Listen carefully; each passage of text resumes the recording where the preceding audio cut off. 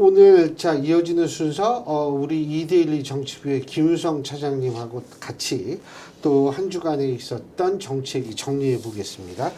자, 이 뭐 요새 아까도 보니까 여의도에 있었던 것 같은데. 네, 그죠? 여의도에 있다 왔습니다. 예. 네, 여의도는 뭐 항상 정신이 없죠 거기. 아유, 오늘도 오는데 어떤 아저씨 막 차 위에서 이게 고성방가 지르시고 이게 난리도 아니고 정치권도 난리가 아니고 국회도 난리가 아닙니다. 아, 그렇구나. 예. 요새는 날린 데가 많아요. 안국동 쪽도 날리고. 예. 예? 많죠. 그리고 뭐 요새 보수잔치 집회도 여의도파, 광화파 이게 나뉜 것 같더라고요. 예. 그래가지고 거기도 날리고 참 그런데 그 얼마 전에 그 이재명 대표하고 권성동 원내대표 그 연설이 있었죠 국회에서. 예, 2월 임시국회 이제 개의에 맞춰가지고 교섭단체 이제 연설이 있었는데, 근데 뭐 교수님은 어떻게 보셨는지 모르겠지만은 이게 주변의 평가가 이재명 대표가 마치 여당의 수장 같고, 권성동 그 원내대표 같은 경우에는 야당의, 그것도 소수 야당의 그 뭐라 그럴까, 그 극렬하게 그 저항감을 불러일으키는 그런 분으로 보였다. 그래서 이게 여야가 바뀐 게 아니냐라는 후문이 좀 컸습니다. 요새 바뀐 게 많아요.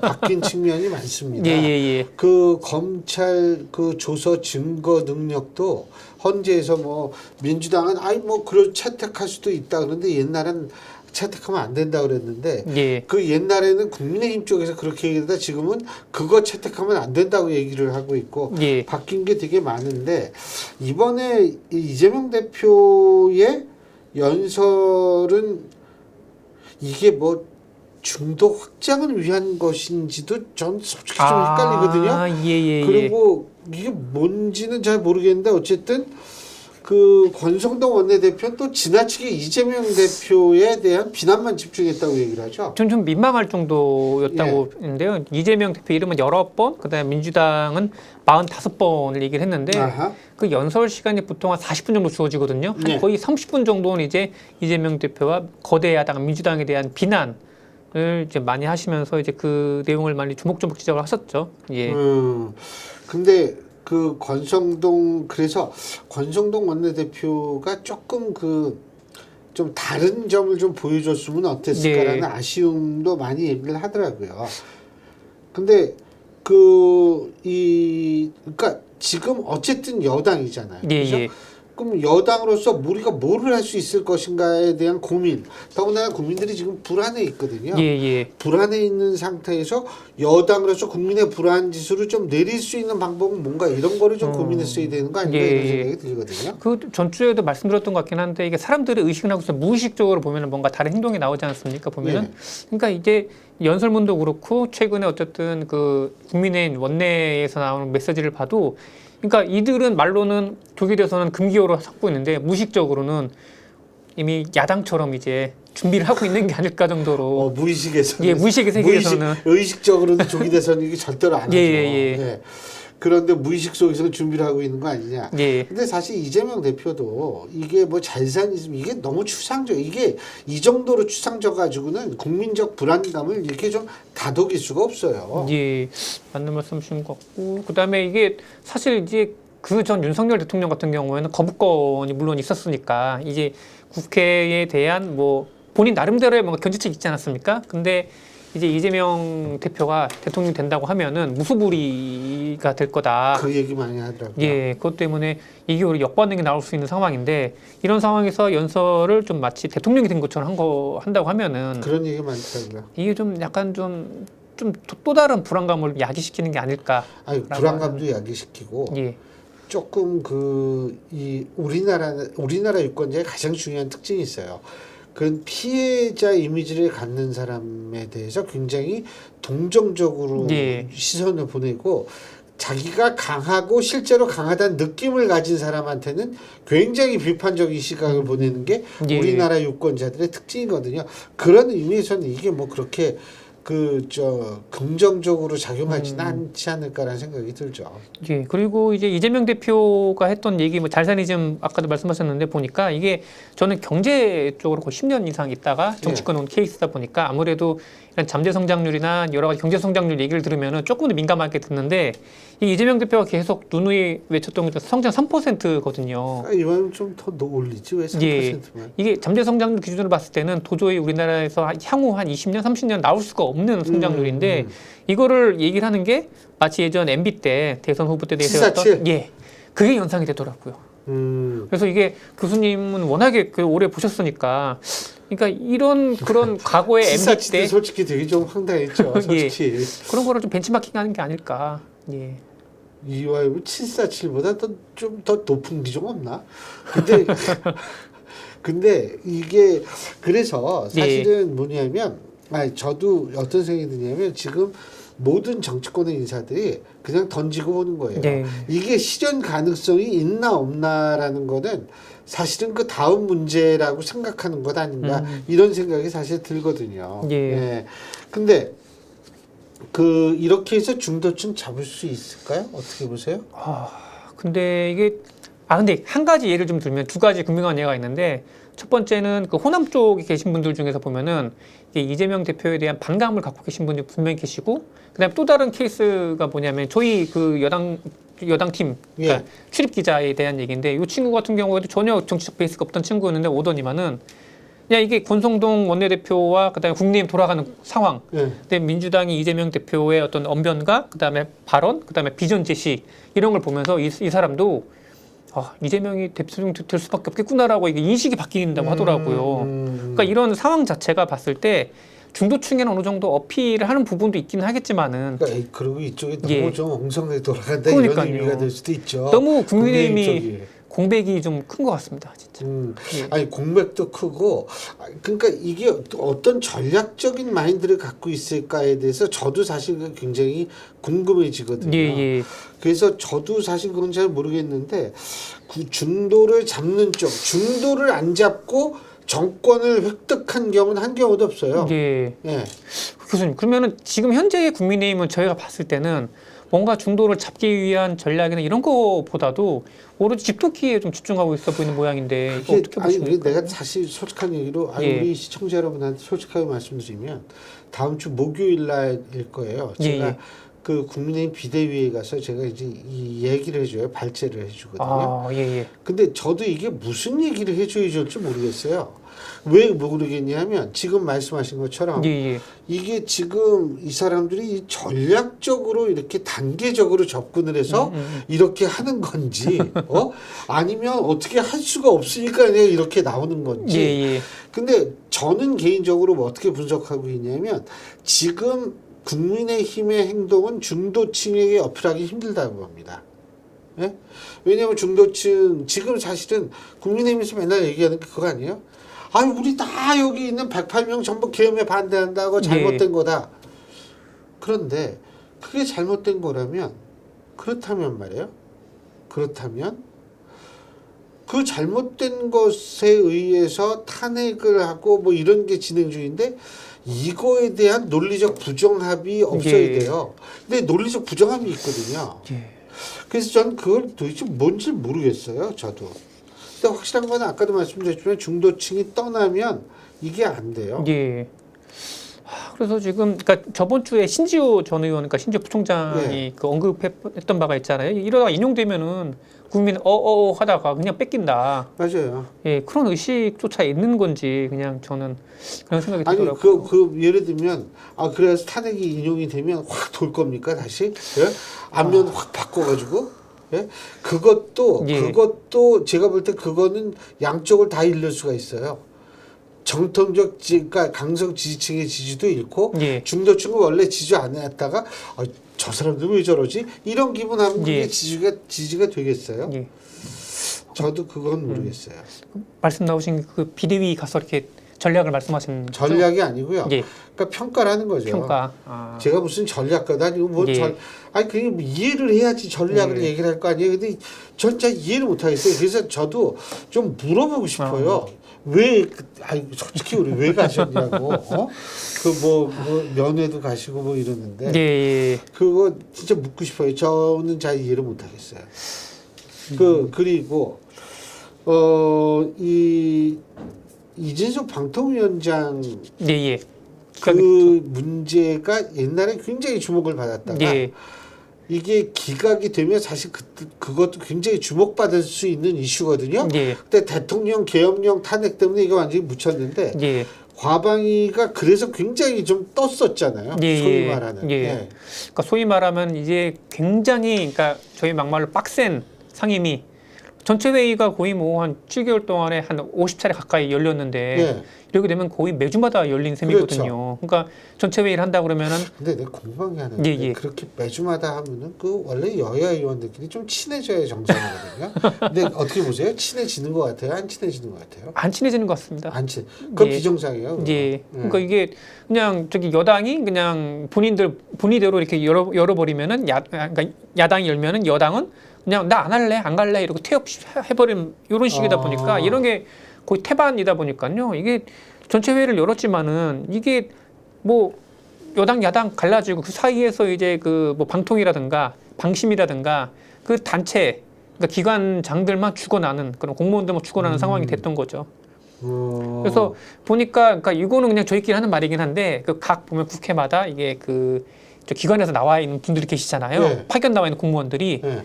방통위 공무원 이쪽이 거의 뭐 지난번에 어제 쓰러졌잖아요. 예.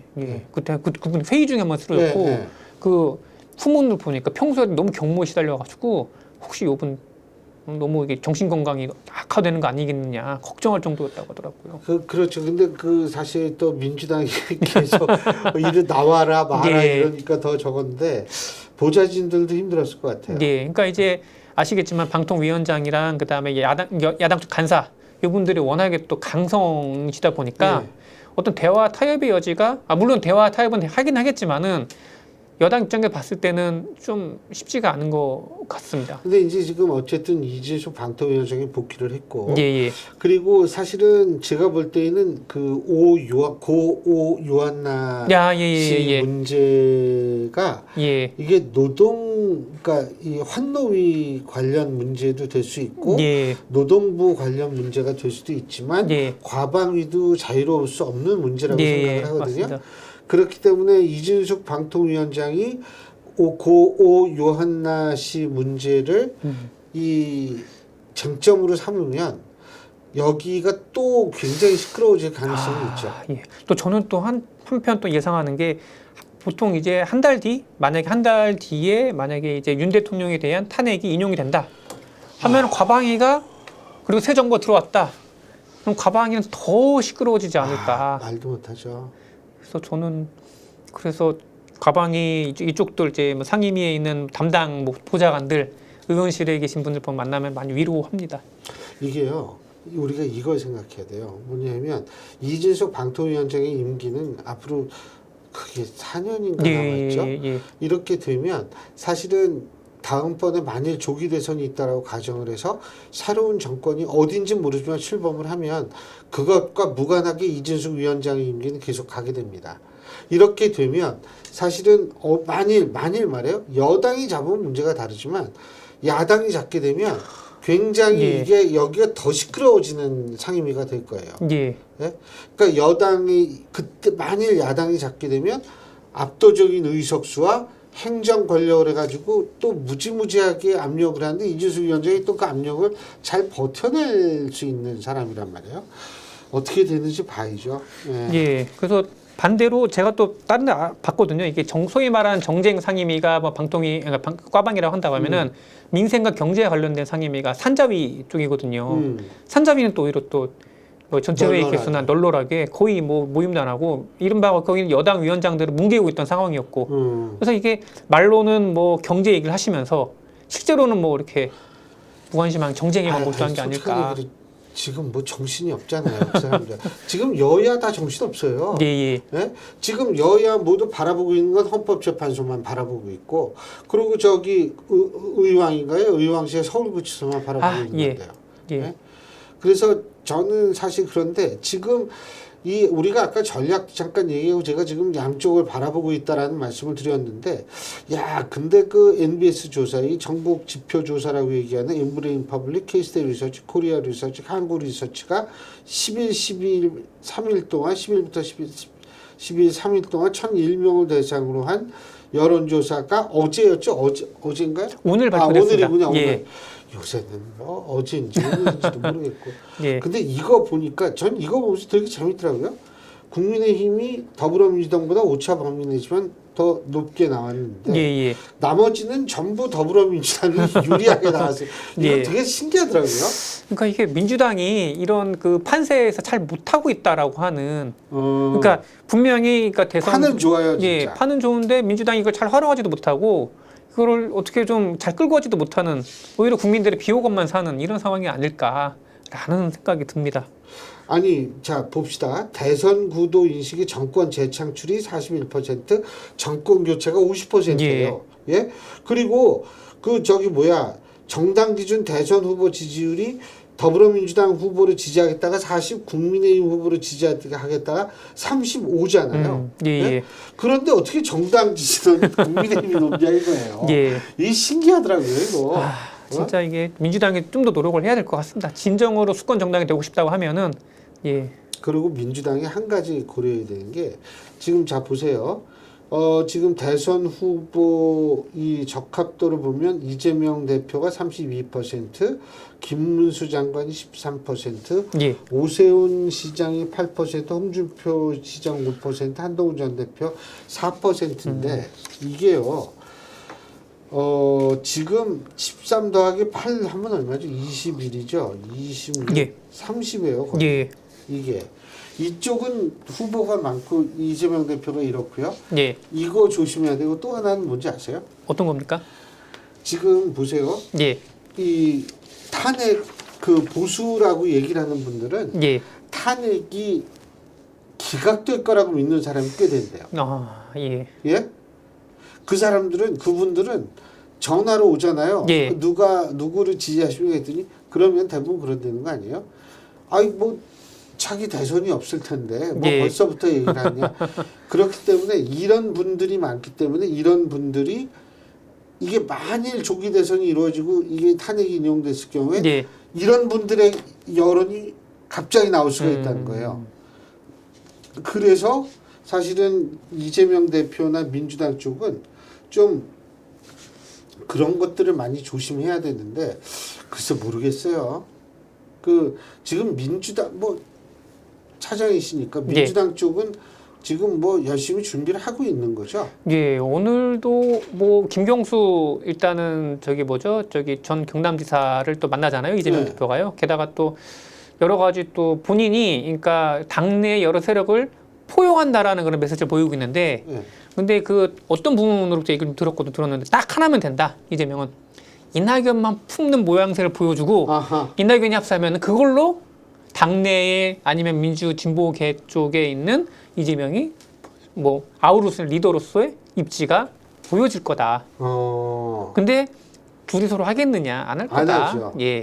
왜냐하면 전병헌 대표의 워딩을 보더라도 야 그거는 그렇게만 되면 좋죠.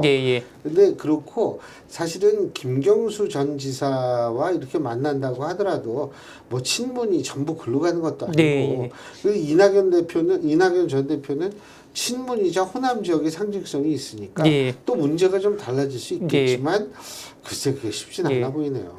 근데 보니까 그 얘기를 좀 막 또 하더라고요. 이게 만약에 조기 대선 국면으로 가게 된다고 그러면은 여당에서는 뭐 어떤 프레임을 펼쳐야 되냐. 이게 그전엔 그러니까 윤석열 대통령은 직접 국회에 대한 견제를 받았다고 쳤으면은 아까도 말씀드렸지만 이재명 대표는 대통령 됐을 때 입법에다가 행정까지 갖게 되면은 무소불위의 권력을 갖게 된다. 이거를 갖고 이제 프레임을 짜가지고 공격해 올 수도 있을 거다라고 얘기를 하더라고요. 근데 뭐 이제 어쨌든 우리가 지금까지는 조기 대선이 있을지 없을지 모르는 그런 상황이기 때문에 조금 두고 봐야 되는데, 한 가지만 더 짚자면 여기에서 지금 탄핵 찬성이 이게 탄핵 찬성이 50%가 넘었을 거예요. 탄핵 인용 파면된다고 58%죠. 예. 그러니까 이게 올랐어요. 예, 지난주 예, 대비. 올랐습니다. 예. 그런데 이런 상황에서 국민의힘은 과연 어떤 스탠스를 취할까 아주 궁금해져요. 예. 요거 같은 경우에 또 어떤 해석이 있냐면은 예. 또 그 최근 헌법재판소에서 지금 윤 대통령이 여러 변론하는 모습을 보이지 않습니까? 예. 근데 거기서 이제 또 상당 부분이 또 깎였다. 예, 그런 얘기가 또 있더라고요. 또. 본인은 열심히 하려고 했는데 예, 예, 오히려 그게 오히려 마이너스 효과가 있다. 예, 파면을 시켜야 된다라고 하는 그런 올라가게 되는 계기가 됐다. 이런 얘기가 있더라고요. 근데 이게 사실 저는 진짜 그것도 모르겠더라고요. 아니 우리가 언론에서 보도된 거하고 거기 나가서 얘기하는 거하고 사람들이 증인들이 너무 다른 얘기를 하니까. 아, 예, 딜레마입니다. 아유 모르겠어요. 자 그러면 오늘은 여기까지 하고요. 예. 다음 주에 또 좀 수고 좀 해주십시오. 예, 고맙습니다. 예, 어제가 정말 대보름이었는데 여러분들은 어떤 이 소원을 비셨는지 모르겠습니다. 솔직한 얘기로 빌 수도 없었죠. 어제 눈 오고 비 와가지고 달도 안 보였는데요. 하지만 마음속에 보름달을 띄워놓고 여러분들이 각자가 비셨을 텐데 전 이런 걸 빌었으면 솔직히 저는 어제 안 빌었는데 좀 오늘이라도 빌고 싶은 게 뭔지 아세요? 정말 국태민안이라는 거 있죠. 이 고전적인 고사성을 다시 쓸 줄 몰랐는데 좀 제발 좀 어떤 식으로든 혼란이 가라앉는 방향으로 갔으면 좋겠다 이런 생각 듭니다. 자, 전 다음 주 이 시간에 여러분 다시 찾아뵙죠. 고맙습니다.